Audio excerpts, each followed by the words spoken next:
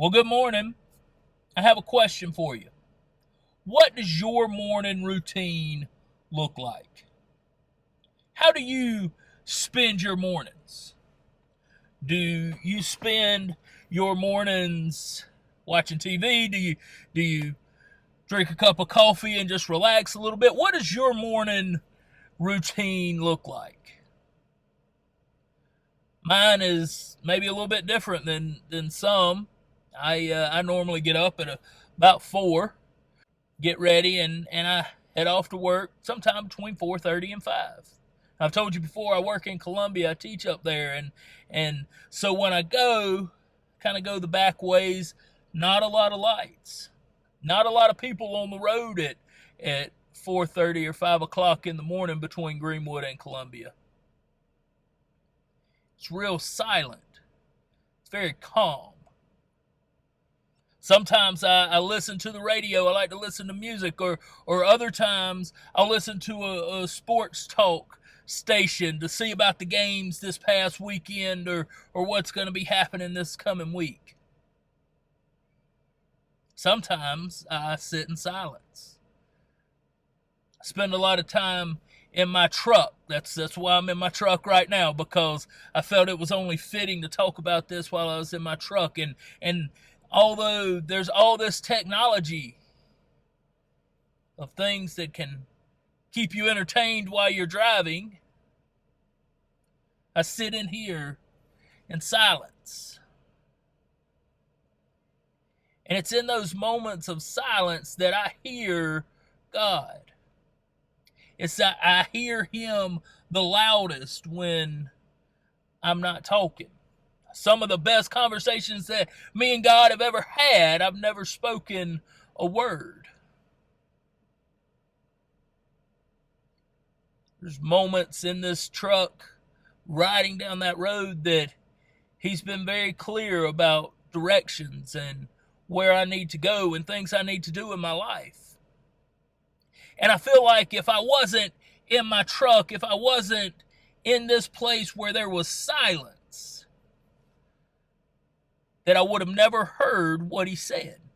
I feel like a lot of times we get so wrapped up in everything that's going on in our life, and we're trying to tell God the things that are going on in our life and how He needs to help us so much that we never hear what He's trying to say. And so it's in these moments where we get to be silent and we can listen. I feel like that is truly one of God's graces that He gives to us. Is silence. In the first chapter of Luke, verses 5 through 25, where we read about silence, and especially in verse 20, Zechariah was, it said, struck dumb and silent.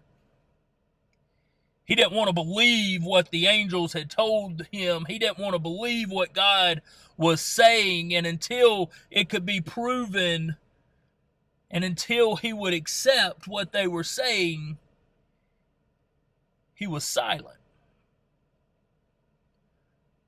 God imposed the grace of silence on him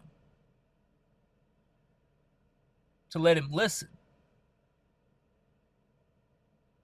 I think that we all need to have the grace of silence imposed on us at some time. We feel like the things that we do are our way or the highway, maybe, or we are the only one that knows about them. And sometimes it takes us just stopping and listening. I don't know if your mom was like my mom, but my mom always said, you've got 2 ears and one mouth. You're supposed to listen twice as much as you talk. Well, sometimes God makes it where we have those moments of silence. God makes it where we have time to listen. And it's important that we take that time to listen. It's important that we have those moments where we hear what He's saying, because it's in that silence that He is the loudest. It's the grace of silence in such a busy world. It's the grace of silence in such chaotic times. It's the grace of silence when there's so much noise. And it's through that grace that we hear God. It's through that grace that we understand what He's saying to us, that we see the direction that He's taking us in. So if you ever see me riding down the road at 4:30 or 5 in the morning, and the radio's not on, and I look like I'm talking to myself, it might be just me and God having a conversation. Or if it looks like I'm listening very intently, it's because He's really getting on me. He's really telling me the direction I need to be headed in. Might just be a truck. Sometimes it's a sanctuary. Hey, I look forward to more times of silence in here, and I look forward to seeing you tomorrow.